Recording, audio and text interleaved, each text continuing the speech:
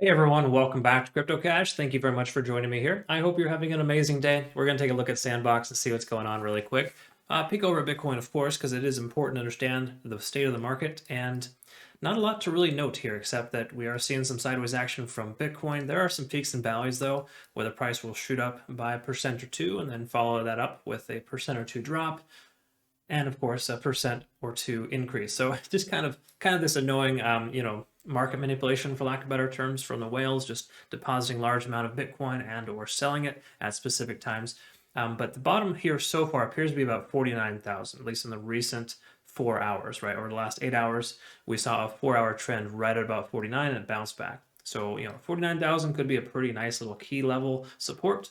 A little early to tell, but that's kind of where we're at. We are just trending currently between 47,000 roughly, upwards of almost 52. Until we get the one-day candlestick to close above 52,000, a previous support level, I would speculate that we're going to see the price continue to go sideways. We may even see a dead cat bounce to the downside here soon. I thought that we'd see that recently, which it did. It did technically bounce, just not as low as we were expecting. So we could, the bottom could be in at 49. It's really hard to say specifically at this point. A little too early to tell. That just the market dropped on Friday, and we've only got about 2 or 3 traditional trading days worth of data. So a little too early in my personal opinion. I don't feel comfortable taking an entry. As a community, we're waiting things out, kind of dollar cost averaging. I'd recommend do the same for you as well, especially if you're considering Sandbox. Just dollar cost average. Don't put everything into it because we don't know if the bottom is going to drop out soon from Bitcoin. And if so, that knee-jerk reaction will happen from altcoins. Okay. And just before we jump in here, I want to just kind of specify something here.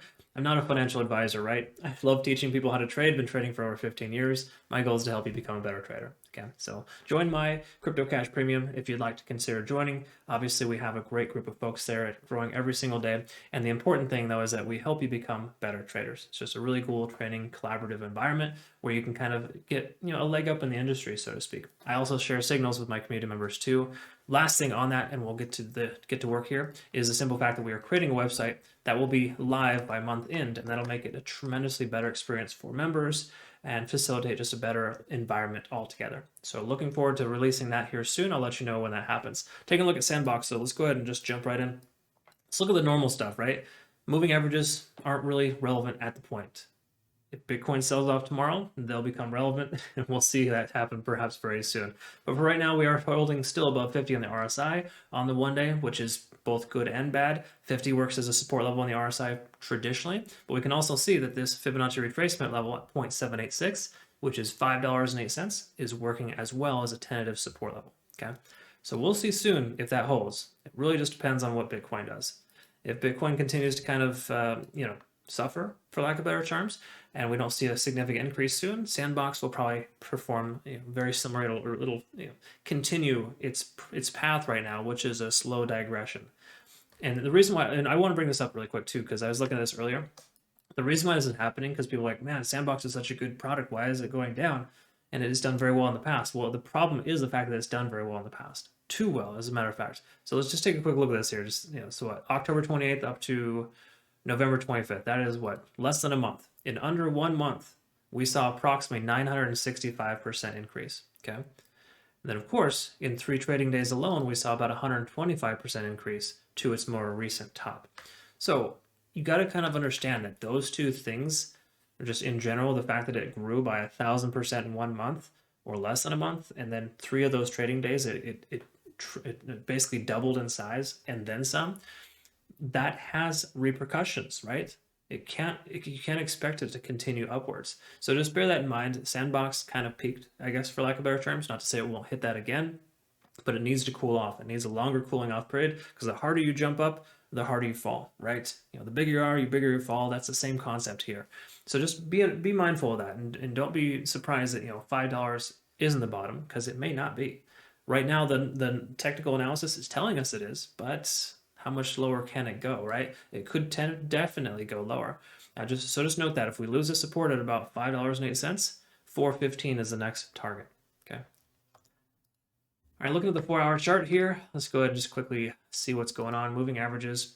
We have this potential for the death cross, of course. That's pretty standard, where the price action will work its way down inevitably based on the 50-day simple moving average pushing the price down. Once it intersects with the 200, that is referred to as a death cross, where the price will traditionally break to the downside.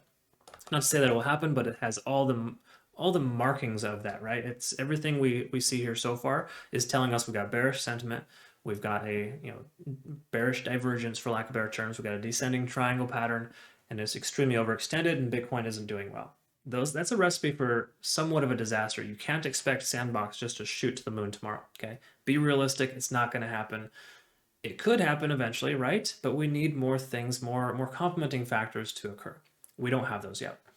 Okay, so again, just telling you what the data is. I'm not telling you I hate Sandbox. I think it's a good coin, definitely good long-term potential, but it's not a bad idea to consider dollar cost averaging right now. Okay, don't put your entire bag in right now. Put small amounts, 10% at a time, 5% at a time. Just keep adding to your portfolio if this is the coin you want to invest in. Okay, that's how dollar cost averaging works. It's a slow grind, but it pays off in the long run. Let's see here. Take a look at the 1 hour. Let's go ahead and peek at the Ichimoku cloud. Conversion lines below the baseline, no dice.